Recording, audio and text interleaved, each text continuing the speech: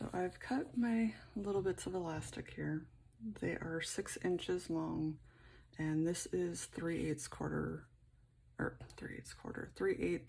inch width on this elastic, which is maybe a little bit wider than what you would find in a legitimate scrunchie. But I find that with my hair being super thick, it actually holds it really, really well.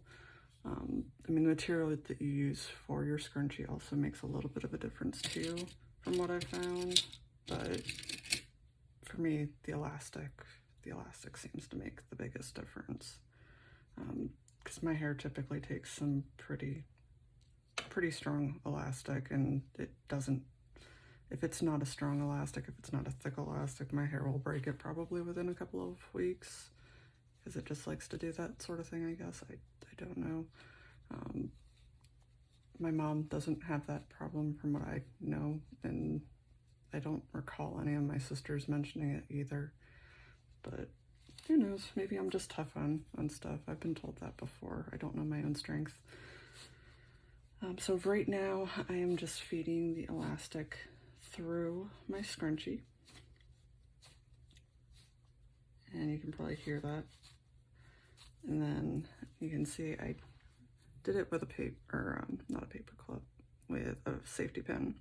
You just put it on one end, you close it up so you don't pierce yourself or your fabric as you're feeding it through.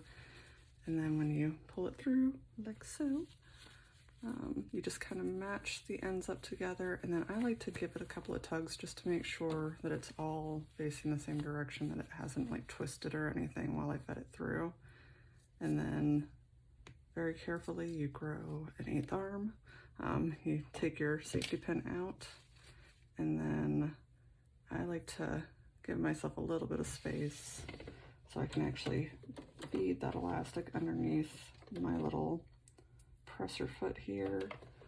And I don't sew it very wide. It's maybe like 1/4 of an inch from the ends that I go in. JK, come on, work with me. Of course, she works fine whenever I'm not on camera, and when I am on camera, that's when she acts up.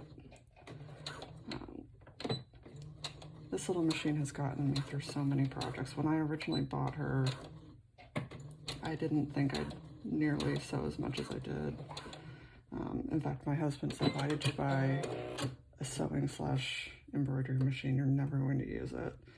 And then the pandemic hit, and joke's on him, made a business out of it. So I think he was kind of happy that I proved him wrong on that.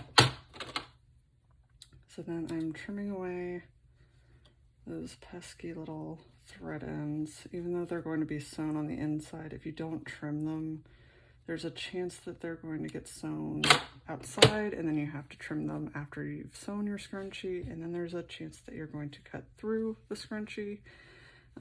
So I typically just say better safe than sorry.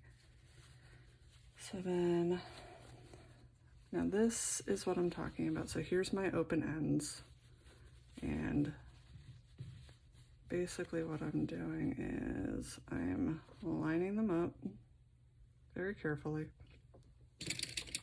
And yes, I still use pins occasionally, not always, not a lot usually.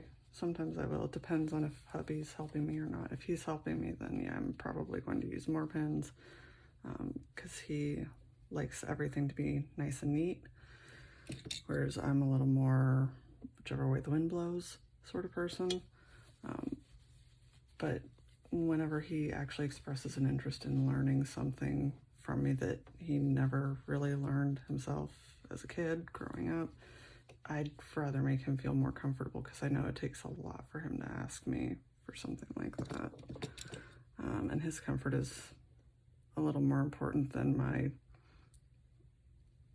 laissez-faire attitude, I guess.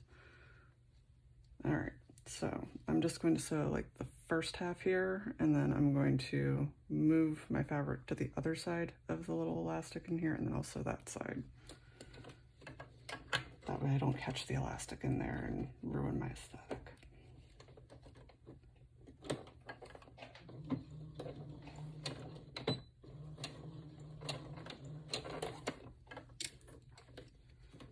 was doing these yesterday, I actually sewed the ends together before I put the elastic in the casing, so that's why I'm having to do this in multiple steps. But the camera is throwing me off a good bit, and whether you can tell or not, I am extremely nervous, which is probably why I'm talking as much as I am, because I don't normally talk this much, I promise. Ask anybody, anyone who knows me. I'm usually pretty quiet until you get to know me really well, or if I'm really nervous, and then verbal diarrhea, pretty much.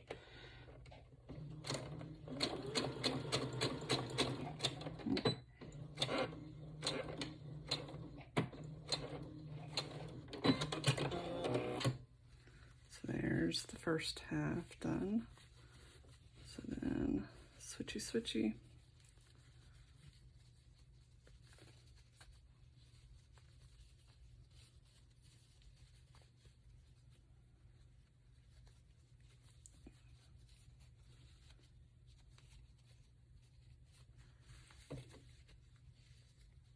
Yeah, definitely easier to do this before you put your elastic in. It's gonna be one of those Mondays, I can feel it. Coffee break.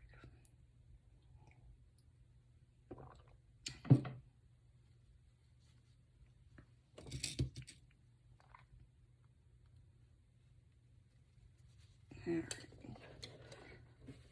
The hardest part when you do this after you've put your elastic in is making sure not only do you not catch the elastic, but that you don't create any unwanted wrinkles between your fabric because you've accidentally caught your fabric in it. But I will make it work somehow. Good thing I am not a perfectionist.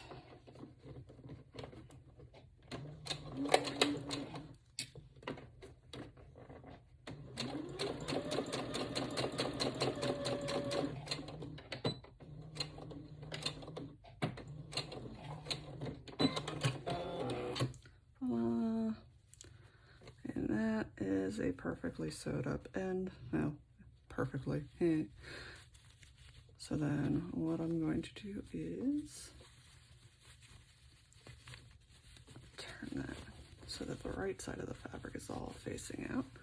So you can hardly even tell right now that it's not finished, except for this little bit right in here where we've got all of our little loose threads popping out everywhere, every which way. So what I like to do is I will put like a pin on this end here and a pin on this end here to mark like how far I have to hand sew, like right in here. And then I'm just going to turn this fabric inside and under just a little bit. Doesn't have to be a lot, like a 1/4 of an inch if you're that dexterous that you can do that without like getting little tools out and everything.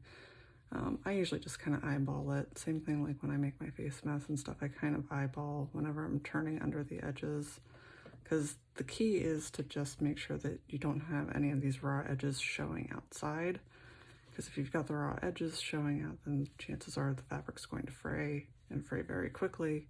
And when I make something, it takes precious time out of my day, so I'd really rather it not be something that has to be fixed and redone over and over and over again. So like, just like that, see, I just did that in a little flash of an eyeball there. So I will pin like near the center there, and I do try to line those up a little bit. Doesn't have to be like 100% all the way perfect, because if you do it right and someone's putting this in their hair, then hopefully they won't really be able to tell, because they won't really be necessarily looking for those ends. But yeah, and then this little loose dude's going to drive me crazy. There we go. He's gone. And then pop in this one here.